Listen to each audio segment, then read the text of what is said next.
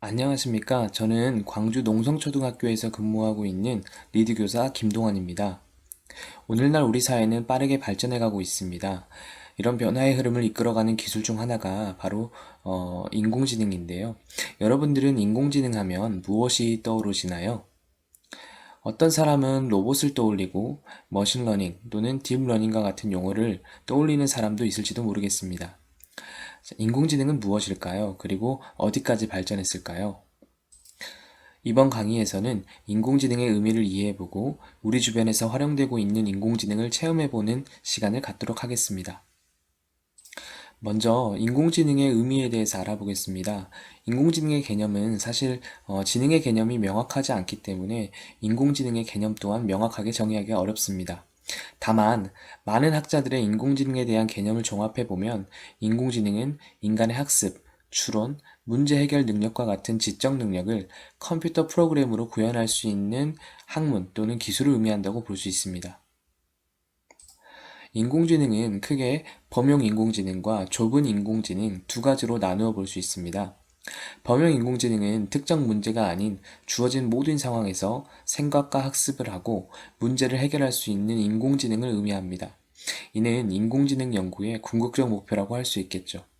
예를 들어 우리가 흔히 생각하는 영화 속의 만능 로봇을 구현할 수 있는 기술이라고 생각하면 좋을 것 같습니다. 반면 좁은 인공지능은 한 분야의 문제만을 해결할 수 있는 인공지능입니다. 예를 들면 바둑이나 체스를 두는 프로그램이 있습니다. 이러한 프로그램들은 바둑이나 체스 외에 다른 문제는 해결하지 못하죠. 인공지능이란 용어는 1956년 미국 다트머스 대학에서 열린 학회에서 존 맥카시가 처음 사용하였습니다. 그러나 인공지능에 대한 개념 자체는 그 이전부터 존재했다고 볼 수 있는데요. 이미 1950년 앨런 튜링이 생각하는 기계와 지능이라는 논문을 통해 인공지능을 판별하는 방법을 제시하면서 인공지능의 가능성을 제안하였기 때문이죠. 인공지능에 대한 논의와 연구 결과는 최근에 들어서 더욱 구체화되고 발전된 모습으로 나타나고 있습니다. 왜냐하면 이제는 클라우드나 GPU와 같은 컴퓨팅 인프라와 인공지능을 학습시킬 수 있는 충분한 데이터를 확보할 수 있게 되었기 때문이죠. 주변에서 흔히 볼 수 있는 인공지능에 대한 오해도 있습니다. 로봇은 인공지능이다 라고 생각하는 건데요.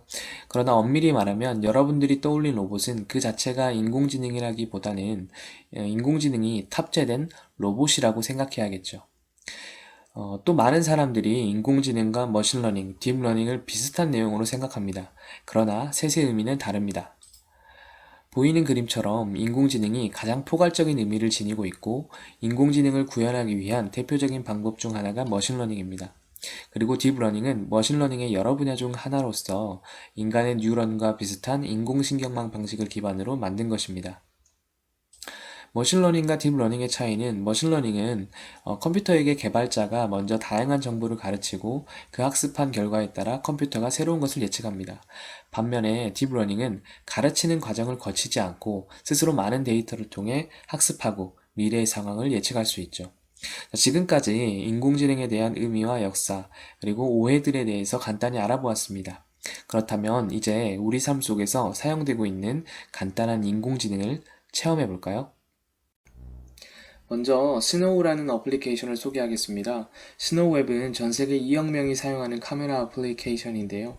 이 앱은 인공지능을 활용해서 화면에 보이는 사진들처럼 셀피나 사물 촬영할 때에 눈, 코, 입과 사물의 위치를 스스로 인식해서 적절한 위치에 스티커, 필터 등을 적용해서 개성 있는 사진이나 동영상을 만들 수 있게 합니다. 스노우 앱을 체험하는 방법은 첫째, 어플을 다운받는 곳에서 스노우를 검색합니다. 그리고 해당 모양의 스노우 어플을 찾아 설치하면 됩니다. 이제 여러분들의 스마트폰에는 스노우 어플을 사용할 수가 있습니다. 스노우 어플은 다양한 스티커와 필터 기능이 있는데요. 그 중에 AR 이모지 셀피 촬영 방법을 소개하겠습니다. 먼저 스노우 어플을 눌러 실행시키면 이 화면 왼쪽에 나오는 첫 번째 화면이 나옵니다. 화면 하단에 스티커를 눌러주세요. 그러면 여러가지 주제별 스티커와 그리고 그 아래 다양한 종류의 스티커들을 볼 수 있습니다. 주제별 스티커에서 AR 이모지를 찾아 클릭하고 셀피 촬영 모드로 바꾼 후에 원하는 종류의 스티커를 클릭한 후에 촬영 버튼을 눌러주면 됩니다. 자, 마지막으로 찍은 사진은 다시 한번 수정할 수 있고요. 자, 저장하기 버튼을 눌러서 여러분들의 스마트폰 갤러리에 저장할 수 있습니다. 잠시 영상을 멈추고 여러분들도 재미있는 셀피를 한번 찍어볼까요? 자, 두 번째로 체험해볼 인공지능은 구글 렌즈 어플리케이션입니다. 자, 구글 렌즈는 증강현실과 인공지능을 접목해서 만든 앱인데요. 눈에 보이는 사물을 사진으로 촬영하여 다양한 작업을 빠르게 처리할 수 있습니다. 자, 6가지의 필터를 제공하고 있습니다. 자, 첫 번째가 번역, 두 번째가 텍스트 복사, 세 번째가 사물인식, 네 번째가 쇼핑, 다섯 번째가 장소, 여섯 번째가 식당입니다. 자, 각 필터들의 기능을 살펴보겠습니다. 자, 첫 번째 번역 필터는 어떤 사물에 쓰여진 글자든 렌즈에 비추면 번역이 가능합니다. 자, 두 번째 텍스트 필터는 구글 렌즈를 피사체의 글자 위에 비추면 글자들이 선택되는데 이때 선택된 범위의 글자들을 복사해주는 기능입니다. 자, 세 번째로 사물인식 필터는 어떤 사물이든 업체든 렌즈에 비추면 구글에서 관련 정보를 찾아줍니다. 자, 네 번째 쇼핑 필터는 특정 상품을 구글 렌즈로 비추면 그 제품과 같거나 유사한 상품을 구글 쇼핑에서 찾아줍니다. 다섯 번째 장소 필터는 건물을 렌즈로 찍으면 그곳이 어떤 곳인지 그리고 어디에 있는지 등 해당 건물과 관련된 정보를 파악할 수 있게 합니다. 마지막으로 식당 필터는 식당의 메뉴를 렌즈에 비추면 추천 리뷰나 그 메뉴의 실제 사진들을 보여주기 기능 등을 수행합니다. 자, 그러면 구글 렌즈 앱을 한번 체험해 볼까요? 자, 구글 렌즈 앱을 설치한 후에 다음 보이는 과제를 수행해 보겠습니다. 자, 먼저 번역 필터를 사용해서 왼쪽에 영어 문장을 모국어로 번역해 보겠습니다. 자, 번역이 끝났다면 이번에는 사물인식 필터를 사용해 볼까요? 사물인식 필터를 사용해서 다음 사진 속의 사물의 이름을 검색해 보겠습니다. 자, 렌즈를 그림에 비추면 이렇게 작은 동그라미 모양이 보이는데요. 동그라미를 누르면 그 사물의 이름을 알 수가 있습니다. 자, 세 번째로 체험해볼 인공지능은 오토드로우라는 그림판입니다. 이곳에서는 여러분들이 그림을 그리면 인공지능이 그 그림을 인식해서 여러분이 원래 나타내고자 한 모양을 예측한 후에 좀 더 세련된 그림들로 바꾸어서 그림판에 나열해 줍니다. 자, 이렇게 나열된 아이콘 중에 내가 나타내고자 했던 아이콘이 있다면 그 그림을 클릭해서 사용할 수도 있겠죠.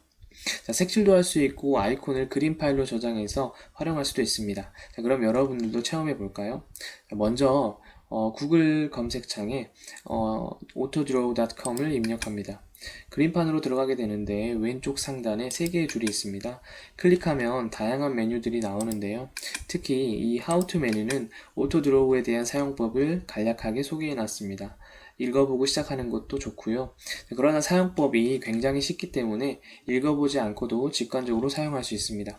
다시 그림판으로 돌아와서요. 오토드로우 아이콘을 클릭한 후에 내가 나타내고자 하는 그림을 그려보겠습니다. 자, 비행기를 그려볼까요? 그리는 과정 동안에 인공지능은 계속해서 나의 그림과 유사한 아이콘들을 찾아내서 상단에 제시해줍니다. 자, 비행기가 보이는데요. 자, 여기에서 클릭하면 원하는 그림을 클릭하면 저의 그림이 깔끔하게 바뀌는 것을 볼 수 있습니다. 자, 여러분들도 지금 잠시 영상을 멈추고 오토드로우를 체험해 보겠습니다. 이번 시간에 배운 내용 중 가장 중요한 2가지를 얘기해 볼까요? 오늘은 인공지능의 이해와 인공지능을 체험해보는 시간을 가져보았습니다. 자, 앞으로 있을 인공지능 관련 연수들을 통해서 인공지능에 대한 이해도를 높이고 실제 수업에서 적용하기 위한 다양한 방법들을 배워서 현장에서 활용하시기 바랍니다. 감사합니다.